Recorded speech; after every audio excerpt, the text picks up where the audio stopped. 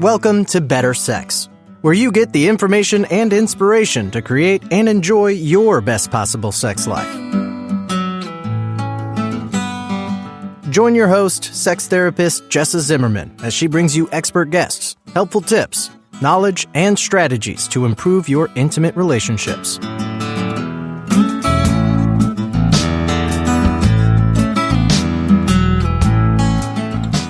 And now, your host, Jessa Zimmerman.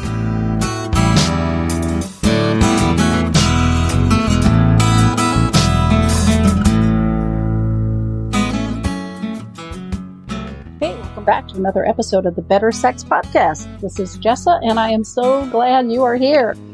And this is an episode I have wanted to do from the very beginning and just didn't quite find the right conversation until recently. But Kayla Potts from Planned Parenthood is joining me to talk about STIs, safer sex. What are the STIs that we need to be thinking about? What are testing protocols? How do we get tested and how often? How do we prevent them? And what are some of the myths that people still have about them? It's a great conversation. It's a little bit long, but boy, we fly through a ton of great information. I hope you enjoy the show.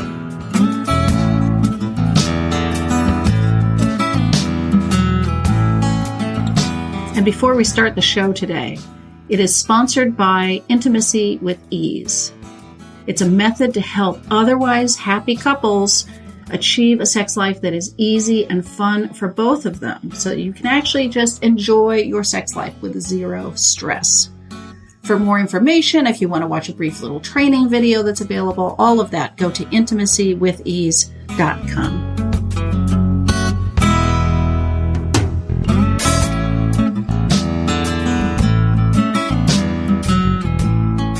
So Kayla, thank you so much for being on the show. Thanks for having me. Yeah, this is a topic I have wanted to cover from the very beginning of the podcast 2.5 years ago. It took me this long to find you. So let's start with just, I guess, the idea of the most common questions you get about STIs. You know, where do people start with this? As I'm sure folks listening know, there's a lot out there about STIs and what they are and what it means and how to contract them and how to prevent them and all the things. Really, when it comes down to it, folks just want to know, what do I need to do to protect myself? Mm-hmm. How can I talk about this?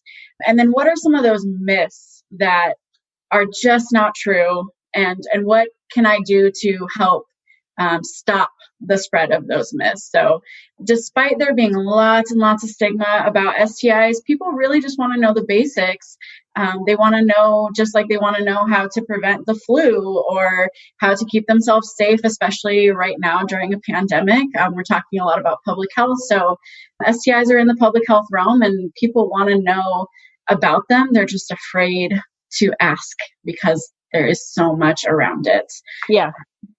So I'm going to date myself a little bit here. I believe that when I was young, it was called VD. Which, yes. You know, maybe you don't even know. I don't know, because looking at you on the camera, you're much younger than I am. And then it was STDs for a long time. Now it's STIs. What's the rationale behind the language we're using? Great question. So the rationale, STD is sexually transmitted disease and STI is sexually transmitted infection. Typically, when we're talking about diseases, we're usually referring to things that have clear symptoms. So folks are symptomatic. They can identify things that are happening in their body, and we attach that with disease. With STI, sexually transmitted infection, it feels a little less like a stigma. There's not as much stigma attached to the word infection as there is disease. And then, as I will talk about a little bit later, so not all STIs carry symptoms. So folks might feel perfectly healthy when they go to get tested and find out they have an STI. So since we attach sort of in society disease with symptom, it felt important to differentiate STIs from that because it helps educate that not all STIs carry symptoms with them. It seems especially timely as we're in the middle of the whole, we're recording in the middle of the COVID quarantine, and how important it is to understand you can have an infection with no symptoms. Like it seems to me it might get people testing or thinking about this, feeling perfectly well instead of waiting till they are showing symptoms of something. Exactly. Yeah. One of the things I'm always saying to students when I'm in a classroom is a person cannot tell if they themselves or another person has an STI just by looking at them. There's not always going to be symptoms. In fact, there's probably not more often than not going to be symptoms.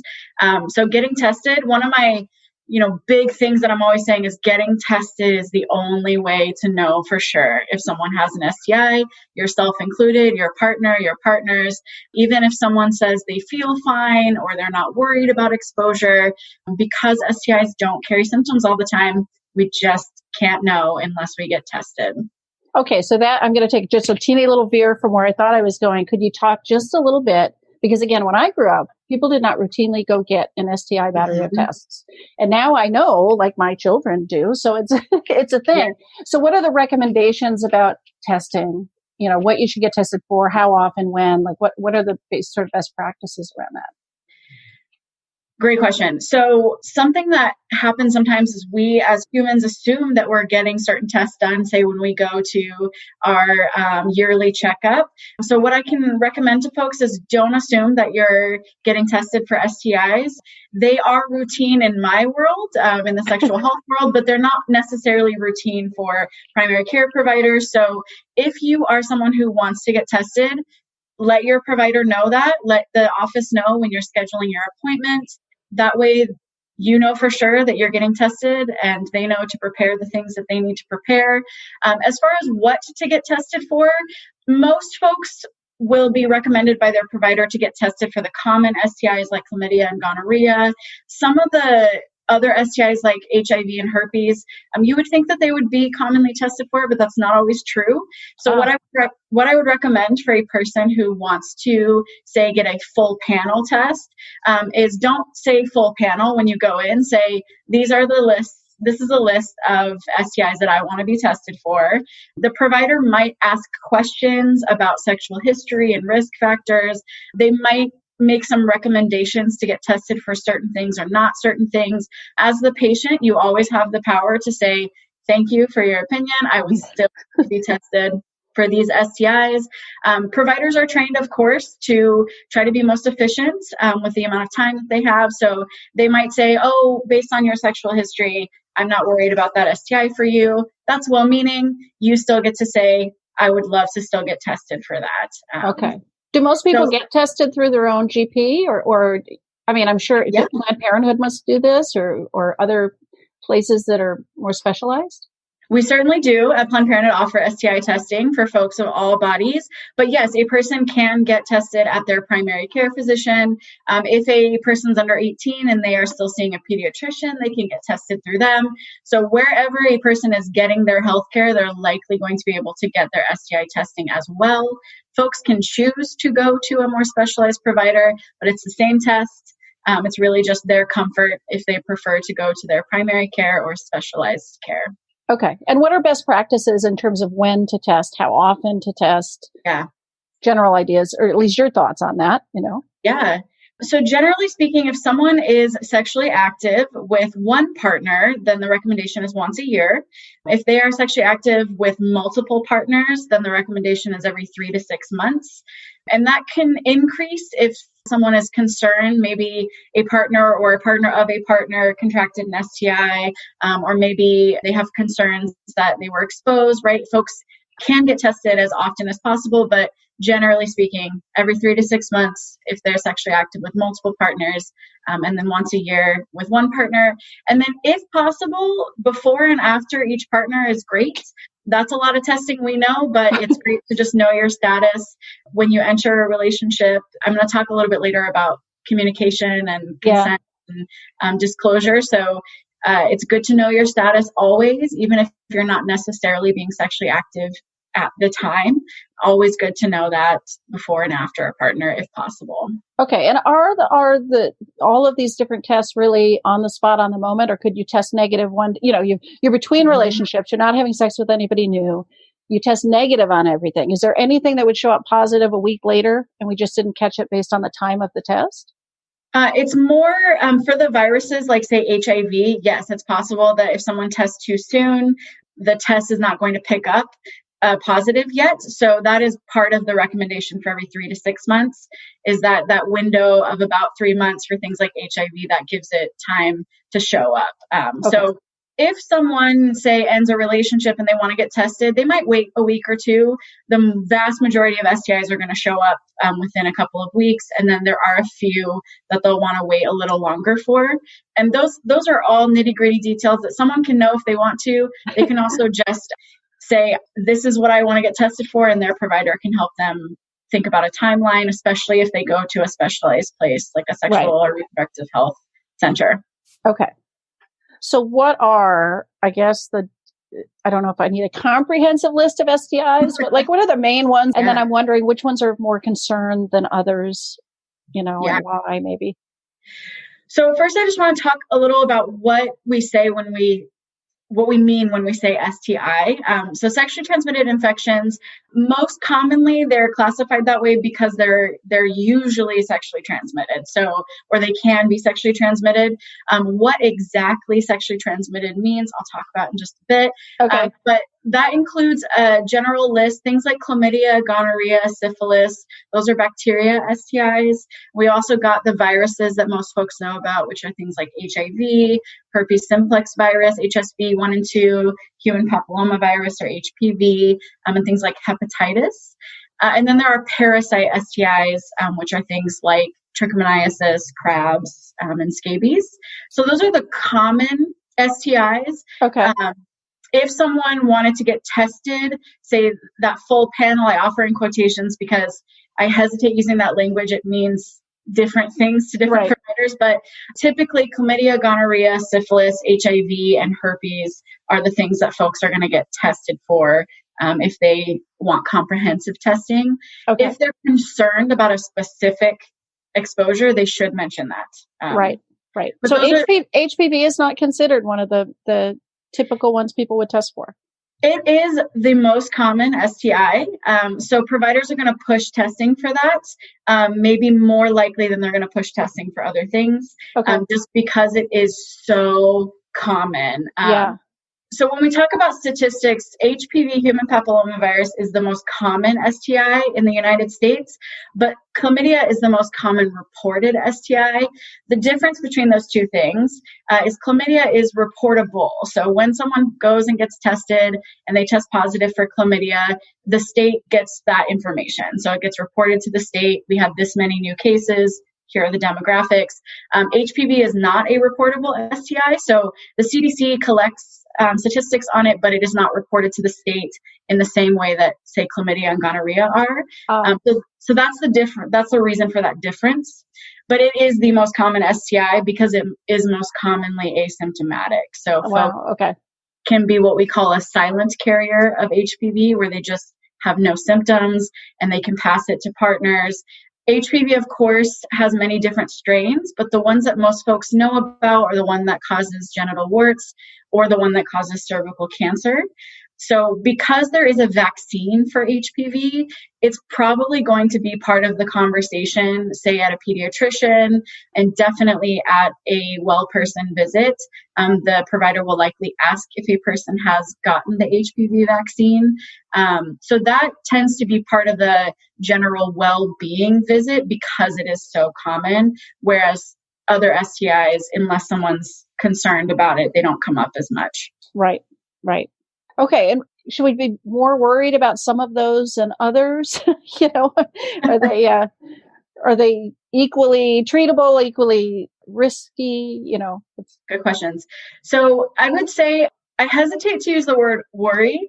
But I would say we, as people who are maybe sexually active, they should know about these STIs and they should know about how to get tested. Chlamydia and gonorrhea are very easy to transmit. That's part of why they are the highest reported STI. Of course, we might have heard in the news all of these scary headlines about antibiotic resistant gonorrhea and such. Oh, yeah, right. So what I'll say is the rates of transmission have increased over the last few years, certainly. And maybe when we're talking about stigma and communication, we can speculate as to why, but if a person is using protection, getting tested, communicating with their partner, then they don't need to be worried. I would say they just need to be aware. Okay. Aware is the word that I will gently replace worried with. I like that. Okay. Yeah, so the bacterial STIs like chlamydia and gonorrhea, they're certainly more common. So that leads folks to think that they need to worry about them more. It just means that they're asymptomatic. Often folks might not know that they have it. And then they're accidentally transmitting it to partners because they are not showing symptoms and therefore not worried. And then some of these other ones, these other viral STIs or parasite STIs, they might not be as common, but again, still things that folks should be aware of. If anyone listening is really into statistics and they dig into those numbers, the CDC, Centers for Disease Control, has a whole bunch on that. If they want to know, what is the prevalence and what sort of communities are highly impacted. If someone wants to know maybe more specifics about each STI, I'll send them to PlannedParenthood.org. They can dig deep into the symptoms and what the specifics of it are, but generally, all people who are sexually active should be aware of the STIs that exist and what their risk is for them. And really, that's going to be highly personalized because depending on what type of sexual activity they're doing, that's going to change their risk factor. So maybe what we should move into next is talking about how STIs are transmitted. Yes. I think that's going to help folks find themselves in this conversation. Yeah, because it sounds like they're not all transmitted the same way. Like certain activities are going to be riskier for some than others. Okay. Yes. Yeah. So when we talk about STI transmission, STIs are most commonly transmitted sexually, but there are some ways that a person can contract an STI that don't have to do with sexual activity. So I'll touch on that in just a little bit, but there are two main ways that STIs are transmitted: through bodily fluids and through skin-to-skin contact. Okay. So when we talk about bodily fluids, we're talking about 6 very specific bodily fluids. Those are vaginal fluid, pre-ejaculatory fluid, also known as pre-cum, semen, blood, and in the case of HIV, breast milk. So those are what we're talking about when we say fluids. Saliva, is that one of them? It is not, and that is a really common guess, especially when we're in a classroom. There are some STIs like herpes, which we'll have to dig into a little deeper, where there's an exception to that, right? Because that transmits a little differently, but generally, no, saliva is not at risk for transmitting STIs. Okay. Really, these 6 fluids. Saliva can transmit other infections, certainly, but STIs are not a huge risk for saliva. Okay. And then skin-to-skin contacts, of course, I don't just mean any skin on any skin. We're talking about sexually transmitted diseases here, or infections here. So what we're referencing when we say skin-to-skin contact is what we call mucous membranes. So those are things like the mouth, the anus, the vagina, the tip of the penis. Those are susceptible areas of the body. The skin on those parts of the body is thinner. It is more susceptible to infection. And that's just true across the board in terms of infection, and especially for STIs. So if someone's sexual activity involves a mouth-to-genital contact or genital-to-genital contact without the use of protection, then they are at risk for STIs. If their sexual activity involves any of the fluids that I named, then they are at risk for STIs. So when I'm in a classroom, what folks are asking all the time is what specific sexual activity transmits STIs. And the better answer to that is it is not really about what we call the sexual activity. It's about what is involved. So a person of any body, of any gender identity, of any sexual orientation, if their sexual or intimate behaviors involve these fluids or involve skin-to-skin contact with these susceptible parts of the body, then they are at risk for STIs, and they are the folks that need to be aware and getting tested and having conversations about them. Right. And I'm sorry, did you say your mouth is also one of these mucous membrane places? Okay. Yeah. And then is it certain diseases or certain infections transmit through fluids and certain through membranes, or is it that they do both? And if you put these things together, you're getting twice the exposure. Great question. Yeah. So some of them are more commonly transmitted through bodily fluids and some are more commonly transmitted through skin to skin contact. But really, generally, if someone's sexual activity involves skin to skin contact without protection, then it's probably also automatically going to involve those bodily fluids. Right. So that distinction, I wouldn't encourage folks to make it. It's more like if you're concerned about it at all, if you think that you might be engaging in sexual or intimate activity that involves these things, then STIs are for you to think about. And the mouth comes up a lot because not all people include kissing or mouth-to-mouth contact as a sexual behavior. That's why I say things like sexual or intimate behavior, because some folks might not think of kissing as a sexual behavior, but it can transmit certain STIs, most commonly herpes, which is what folks are generally concerned about. Right. So let's talk a little more on that specifically, because it tends to come up a lot. So herpes is the herpes simplex virus. There is HSV1, which is oral herpes that typically or does show up as cold sores, so sores on the mouth or around the mouth. And then there is HSV2, genital herpes. The same types of sores show up, but they're on the genital region. Is it the same virus? There are two different viruses, but they can show up on either part of the body. So since we're on a podcast, this visual is not helpful, but you can describe what you're doing with your hands. Yeah. Yes, my hands are not helpful. So typically, if you think of drawing two stick figures on the board, if there's oral mouth-to-mouth contact, you can transmit the HSV virus. If there's mouth-to-genital contact, genital-to-genital contact. So there are two different strains of the virus that typically show up on the mouth or genitals, but that the HSV they can virus mix and match. They can mix and match, certainly, yes. Someone has a cold sore and they have unprotected contact with someone's genitals, that person could develop genital sores, even though they might test positive for HSV1, because the site of contact was their genitals. That's where the sores will show up, and all different sorts of variations. So HSV is very contagious when sores are present. So if someone has a cold sore or sores on their genital, the best thing that they can do is avoid contact with other people, and certainly sharing things like drinking glasses or chapstick or makeup, etc. If someone does still want to engage in sexual activity during an outbreak, there are barrier methods that they can use, and I will talk at length about those. But generally, avoiding contact is step one, and then if contact is not avoided, to definitely use a barrier method to keep that skin-to-skin contact from happening and to keep those fluids from exchanging. And I will say, I don't generally share specific statistics about STIs because it tends to lean folks towards like a fear-based approach. But HSV1 oral herpes is very, very common. Yeah. A lot of people contract it when they are younger, say when they are children. Because it is so common, it might happen from kissing a relative. It might happen from sharing drinkware or chapstick or whatever with a friend. So a lot of people have the HSV1 virus in their body, whether or not they have shown active cold sore symptoms. So one of the things that's true about herpes is, along with all of the STIs, is there's a lot of stigma. There's a lot of jokes or punchlines or one-liners about herpes or about being careful about sharing things. So despite it being a really, really common STI that folks have, it is still being talked about as this stigmatized, gross thing that makes someone dirty, when we know that that's just not true.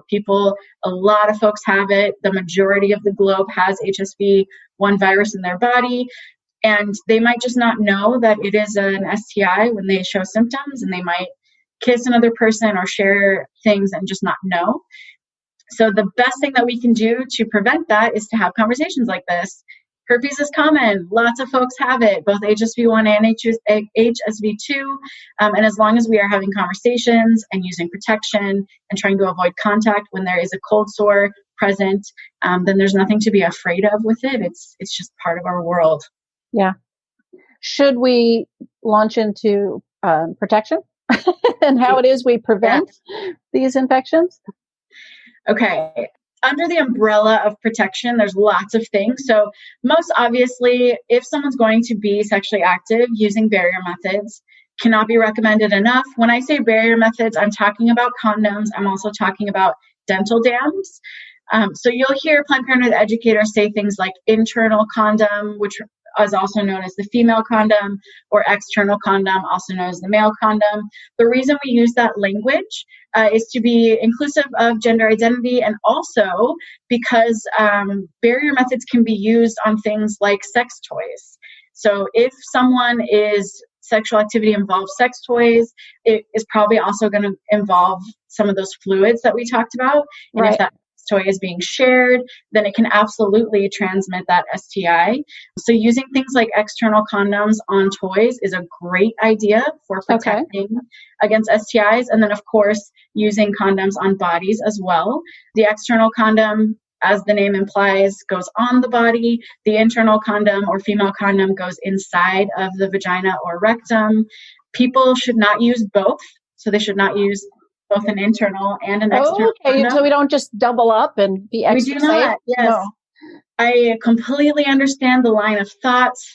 It makes sense just to double up, but condoms are incredibly effective if they're used consistently and correctly. Consistently meaning every single time someone engages in sexual activity, correctly meaning all of the steps are followed. The steps are going to be on that little booklet that comes with the barrier method. If someone, say, just has a condom and doesn't have that little booklet, a quick Google search will tell you the steps. There's 10 to 12 of them for using an external condom. And it's important to follow all of those steps because they're there for a reason. Things like making sure the condom is the right size. It should fit snugly. It shouldn't be really tight. It shouldn't be loose. They do make different sizes of condoms, but as I tell students in a classroom, the overwhelming majority of bodies are going to fit perfectly fine into what we call an average condom. If someone has a need for a smaller condom, they exist. There are bigger condoms. There is a company out there that makes condoms with 20 or so different sizes, and that they have a measurement tool that you can use. So really making sure the condom is the right size is very important. Magnum condoms or extra large condoms. If folks listening at home want to try and experiment, you can, try to put a condom over your leg or your arm. I've had teens that I work with put it over their head. I mean, they are very stretchy and resilient. So if someone maybe says something like, I'm too big for a condom, you have my permission to tell them, Kayla from Planned Parenthood said very unlikely. And if someone is too big for a condom, it's about width and not length. And that is why they make things like XL condoms, so that it's not too tight. So condom size is important. Making sure to pinch the tip so that there's room for ejaculation, so that air leaves the condom. And then, of course, only using them once. So condoms are one-time use only. Those are some of the examples of the steps that are important for folks to consider. Right. So those are condoms. And then condoms can be used for genital to genital contact. They do make flavored condoms to be used for oral sex on a penis.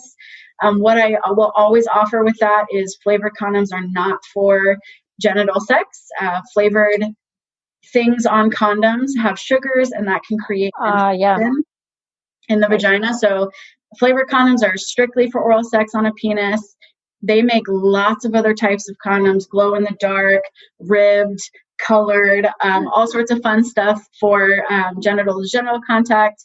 And then if someone wants to perform mouth to genital contact, say on the vulva, the external part of the vagina, or the anus, then they can use a dental dam. A dental dam, if folks don't know what that is, it is a thin sheet of latex, which is the same thing that most condoms are made out of. And the person would just hold that thin sheet of latex between or over the part of the body that they're making mouth to genital contact with. And that effectively prevents the fluids from exchanging, and it prevents that skin-to-skin contact. So that is how folks can prevent STI transmission for oral sex. I would say one of the biggest myths that I hear is that STIs can't be transmitted through oral sex. That is so false, very false. Okay. So using an external condom for oral sex on a penis is great. Using a dental dam for mouth to genital contact is great. And then, of course, using a condom if someone is making genital to genital contact. Those are some ways that folks can prevent STIs. If someone is, say, performing what we call digital sex, which digital does not mean cyber sex, it means hands, right. Fingers. So people can use things like latex gloves. If they have a latex allergy, they make gloves that are non-latex. They also make external condoms that are non-latex. So using gloves is an option. They do have little finger condoms that a person can put on that can prevent contact, especially if someone has, say, a cut.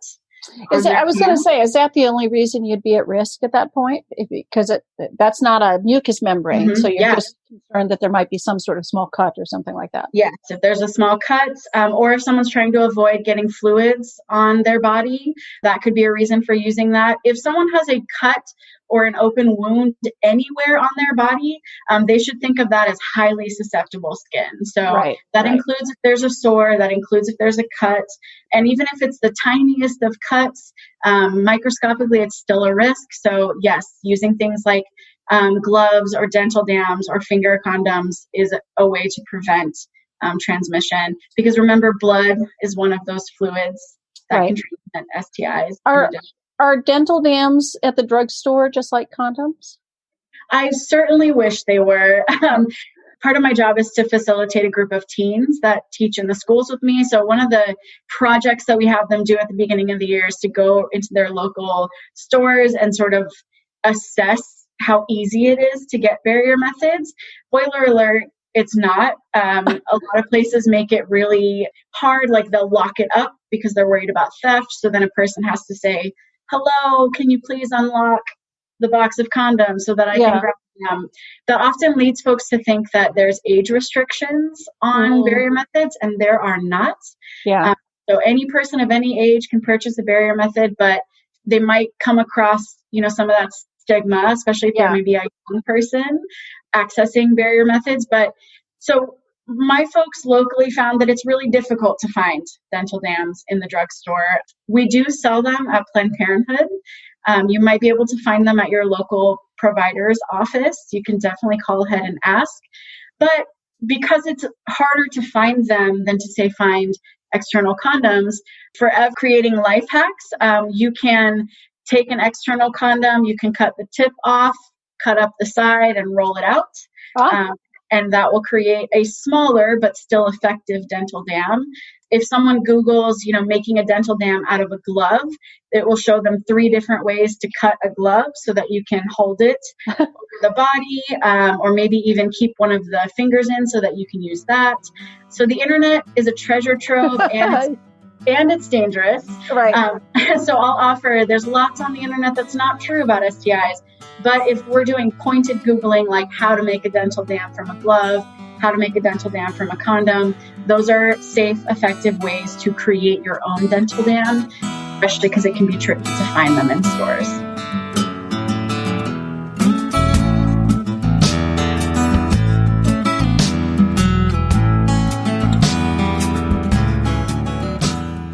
Hey, this is Jess. I'm just taking a quick break, and I want to make sure you know about the guide I wrote about how to talk to your partner about sexual concerns. This comes up a lot in my practice. People have struggles, and it takes them so long to bring it up with their partner. They're afraid that conversation is going to go badly. Their partner's going to be upset. The partner's going to be defensive, or they just don't know how to talk about sex and sexual problems. Common problem. So I wrote this guide that really helps you address this. It helps you prepare for the conversation, how to introduce the conversation, and then tips about how to actually get through the conversation so that you can change things with your partner as a team. If you are interested in this guide, you can find it at bettersexpodcast.com/guide. Again, bettersexpodcast.com/guide. Happy to send it to you.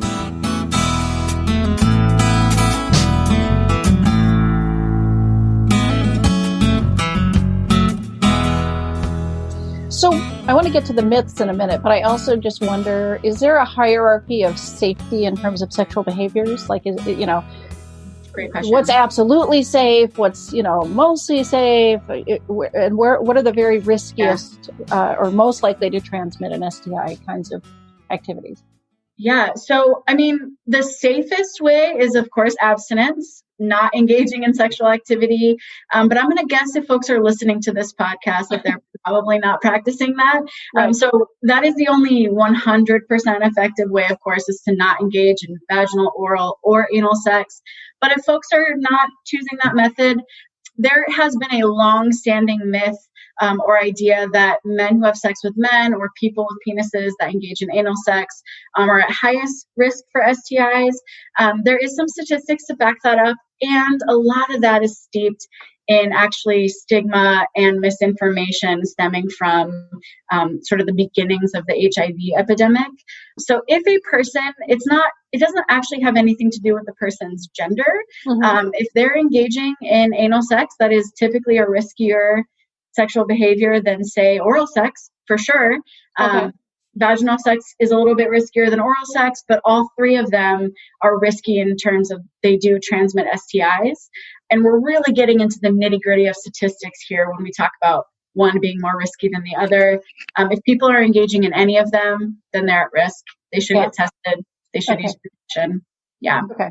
I would put on that list, though, like mutual masturbation, like we lie next to each other and touch ourselves would be totally safe, right? And great. That is a sharing sexual experience. Absolutely. And that is a sexual behavior, an intimate behavior that people choose. You're not at risk for transmitting STIs. You're not at risk for pregnancy with mutual masturbation. And it can be really fun and exciting and a good example of foreplay. So fully here for that, especially as a prevention method. And then before we talk about myths, I just want to mention a couple other prevention things. So I mentioned vaccines. So there is a vaccine for HPV. There is also a vaccine for hepatitis. People typically get that as part of routine healthcare, unless they're specifically asking to not get it. If a person wants to know if they've gotten these vaccines, they can just call up their provider to see if they have. And then getting tested regularly, super great at preventing, right? If we know that we have an STI, then we are going to be able to get treated or cured or tell our partner, which is going to make it less likely that gets transmitted. And communication is a big part of prevention. Yeah, right. But we got to talk about that too, right? How do we talk to new partners or even at long-term partners about this stuff? Yes. I will just say some affirmations to front load. It is scary and it is difficult.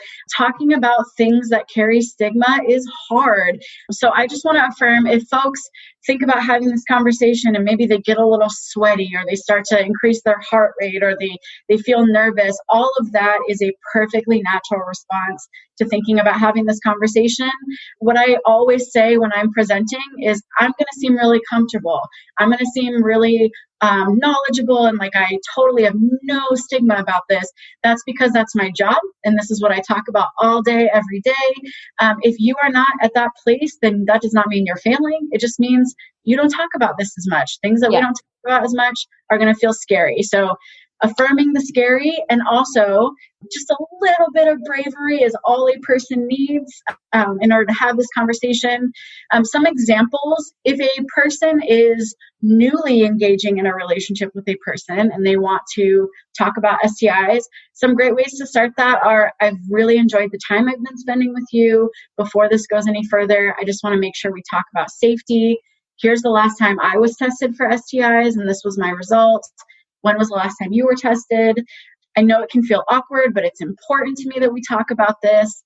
And one of my favorite lines is, there's nothing sexier than getting to completely relax when you're engaging in sexual activity. And one thing that a person and people can do to get to that point is have that conversation about STIs. So they're not worried about it in the back of their mind when they're being sexually active with someone because they've already talked about it. They've already addressed it. Other things, if you are in a relationship with someone and you maybe have been engaging in sexual activity for a while, it's not too late. Don't feel like just because you haven't had this conversation that you now can't. Right. you absolutely can. In fact, use this podcast, use me as a catalyst. Say, I was listening to this podcast the other day. Kayla said. And you were talking about, STIs, and I didn't know that they were this common, and I didn't know that they could be transmitted this way. So, just to be safe, I want to make sure that we get tested so that we know our status. Oftentimes when people experience barriers to talking about STIs, it is because of that stigma, but also because of the fear of how the person will react. Mm-hmm. It is true that people might be shocked. They might experience some of that negative stereotype or stigma within their own body, right? So they might say things that aren't exactly nice. They might be offended if someone asks them about their STI status. One of our things that we do in society is we assign people a clean or dirty status. I would like to officially opt for us removing that from our language. STIs do not make a person dirty, and not having them certainly does not make them clean. So what I would say is make time for it, just like any other important conversation. Don't casually mention it when you have 5 minutes together. Make the space for it. Maybe when you're already at date night, you're already relaxed, you're already focused on each other. Try to do it before you engage in sexual activity if possible. It's a lot easier to have a conversation about safety and protection outside of the heat of the moment. And then, of course, prepare yourself for whatever kind of reaction they might have. I'll say you deserve respect. You deserve to communicate your status, and you deserve to be communicated to about statuses. Yeah. So if someone does react really horribly to being asked about STIs, I would say that's not great for a person, right? And consider that and give them some space, right? They might come back an hour later or a day later and say, oh, okay, turns out that I really wasn't prepared for that, and it shocked me, and I maybe said some things I didn't mean. If they choose not to continue a sexual relationship with you, try not to take it personally. They're choosing to protect themselves the best way that they feel.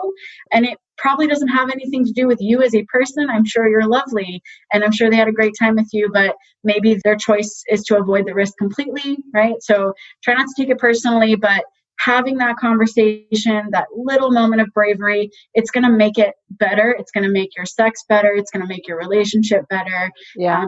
And it means that you care about each other. You are trying to keep each other safe. You are not accusing each other of being promiscuous or dirty or any of that. You are simply offering protection, and that feels sexy to me, and probably to a lot of people as well. One of the things I've heard is that it's actually older people that have a pretty high rate of STI transmission. And the way I heard it described is we are people that are, we didn't grow up having those conversations. And so it's a conversation part of this that gets to be a barrier. And so these infections are spreading. So, like I know you're working in classrooms with young people, but the older people listening to this podcast, I think those are great phrases to use. Hey, I've been thinking about this. I'm aware of this. Let's have this conversation.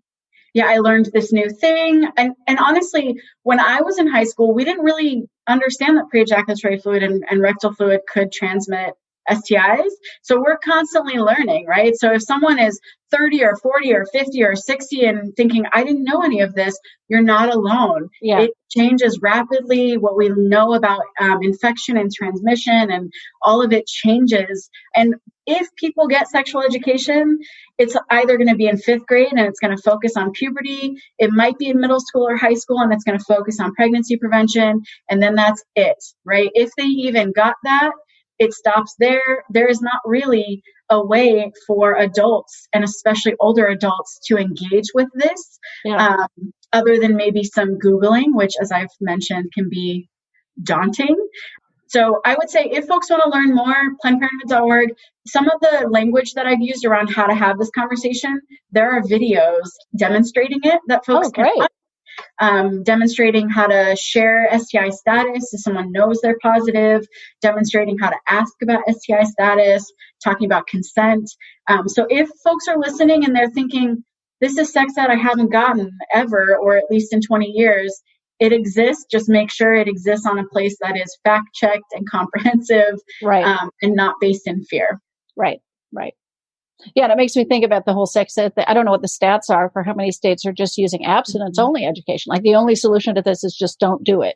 Yeah. So then they're not learning these prevention techniques. Exactly. Yeah. And when we talk about harm reduction, we know that that's not effective, right? Telling people do not do this thing is not an effective way of keeping them safe, right? Because they're probably going to do the thing. And because you've told them not to do it and nothing else, then they're not going to have information about how to keep themselves safe while they're doing it. Yeah. And one thing that intersects with that I just want to mention briefly, I talked about STIs being transmitted non-sexually. If folks are engaging in drug use with needles, that is often a way that STIs like HIV can be transmitted through the blood. So making sure that there are clean needle exchanges and information about this out there is a great way to offer prevention in a non-sexual way. If you're getting a tattoo or you're getting your ears pierced or whatever, making sure that you get to see that a clean needle is used and that sanitation practices are followed. Those are things that you can keep an eye on. I'm not going to say worry, I'll just say aware. That you just so you're aware, because blood can transmit STIs, there are some very specific situations where you should be aware of that. Getting a tattoo, getting a piercing, IV drug use are a few of those as well. Right. All right, so let's hit on the most common myths about STIs that we want to debunk before we finish today. Yeah, so since we're in June, we're recording this in June, it is Pride Month. I always want to mention that there is still in 2020 this idea that HIV only impacts folks with a penis who engage in anal sex. Not at all true. HIV can be transmitted through those fluids that I mentioned, and that exists because when HIV first was discovered, that was the group that was blamed for it. Blamed, right. Meaning society decided that because cases were popping up in this community, that it meant that they somehow created it or were responsible for it. So that's a huge myth that I would love to just set the record straight on. HIV impacts people of all bodies, of all identities, of all orientations. It impacts people who are not even sexually active, as I've just mentioned. So if I could ask one thing of folks, it would be do a little bit of educating yourself on the history of HIV and some of the oppression and just straight up discrimination that happened as a result of that. When people are afraid, they say things that are awful, and those things stick around in our public consciousness, right? Yeah. So even now when I'm engaging, not just with classrooms, but also adult groups, some of those myths about HIV still exist. We are in a wonderful time where we have PrEP and we have antivirals that are going to make it nearly impossible for HIV to be transmitted if someone's on those medications. So the science of HIV has changed dramatically in the last time. It used to be a death sentence, right? You get this thing, you will die. Yeah. Exactly. So that sort of falls under that umbrella myth about HIV is people can now take medication if they're taking it every single day, the antiviral medication, and their partner is also taking PrEP. The risk of transmission is virtually zero. If you want more information on that, you can Google U equals U, the letter U equals U. That's the CDC's campaign. That is relatively new information in the last 5 years. So that is something that is true. So now people who have HIV can live long, healthy lives that they would have without that HIV status because of this medication. It also means that sex lives continue if folks have all STIs, but especially HIV. And that also includes an assumption that people have access to that medication. I always want to offer that that's not possible for all people. Right. Depending on someone's insurance status or employment status, that medication can be very expensive.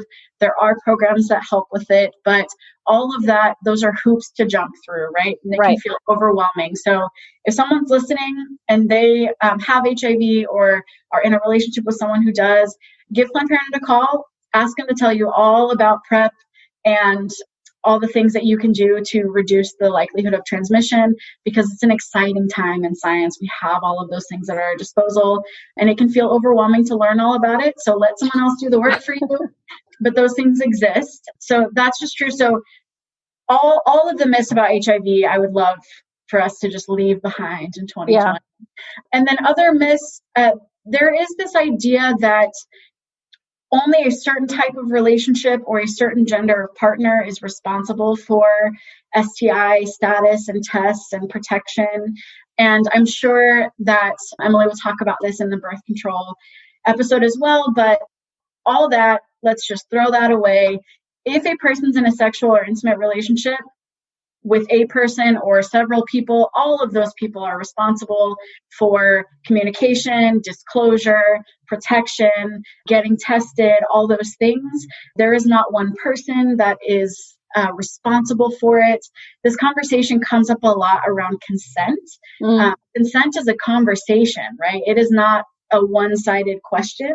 Yeah. And it's the same for STIs. So a person does not say, here's my STI status. Okay, now let's have sex, right? They say, here's my status. What's your status? How do you want to protect yourself? What are some of the things that you want to do? So similarly to how people would engage in a conversation around consent, I would argue that the conversation around STIs is actually bundled into that conversation around consent. One of the things that needs to be true about consent is that it's informed. Just like we sign a paper when we get a tattoo, just like we sign a paper when we get a shot, we are saying, okay, I understand the risks and I sign up for it, right? So with sex, part of what needs to be informed about is risk. So that includes talking about sexual history, that includes talking about your most recent STI panel and what the results were.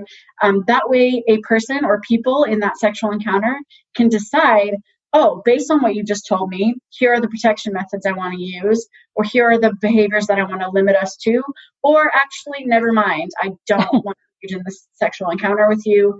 But none of that can be assessed if the conversation doesn't happen. Right.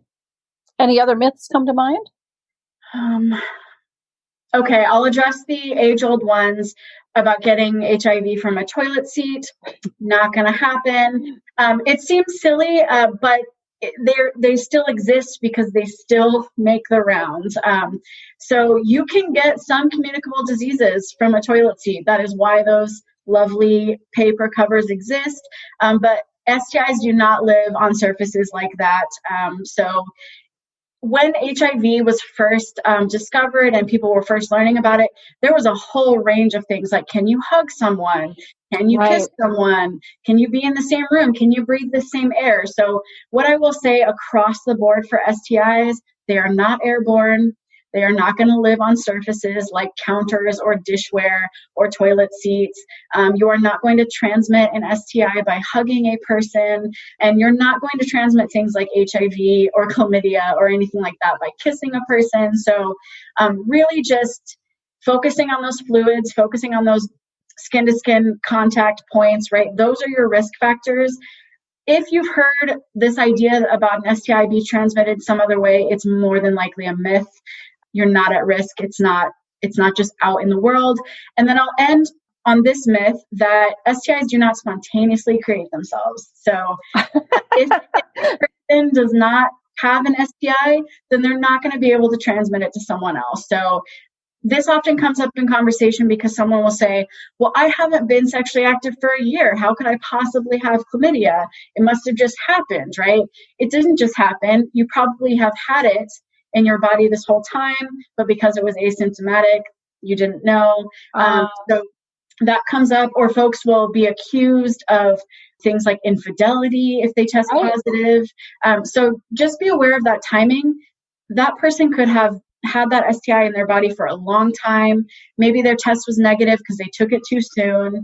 So just be aware that you cannot just get an STI, especially if you've both been tested, or all of you and all of your partners have been tested and you're negative. STIs are not going to create themselves in that environment. They have to come from a person who has the STI in their body. Right. And if it's something like chlamydia and gonorrhea, and they've been treated, they've taken all the antibiotics, it's not going to be in their body unless they contract it again. So one of the things that we can do to kind of help reduce the stigma and reduce the transmission rates of STIs is to just really have frank conversations about what's science and what's fluff, and how can we really, really respect each other by focusing on the science and then letting go of all of this fluff stuff that's not true. Right. So where can people find you, or where should they go for Planned Parenthood? I think you said it was just plannedparenthood.org, but let's make sure people have the website. It's real easy. It's just plannedparenthood.org. And you can find access to local education services through that website. So if you want a Planned Parenthood educator to come talk to you or your group, or you want to learn more about Teen Council, which is that peer education group, plannedparenthood.org. Put in your zip code. It'll give you location-specific information.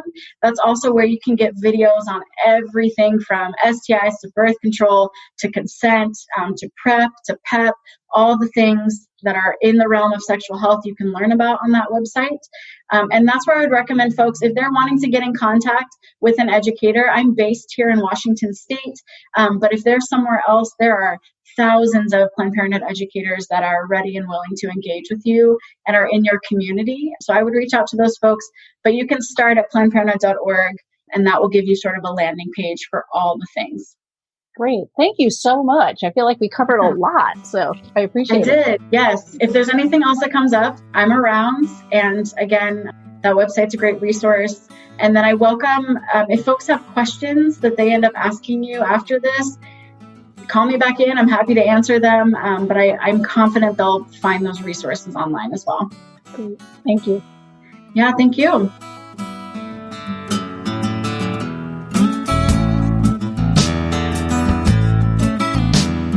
You've been listening to Better Sex. Please visit our website, bettersexpodcast.com, for show notes and additional episodes.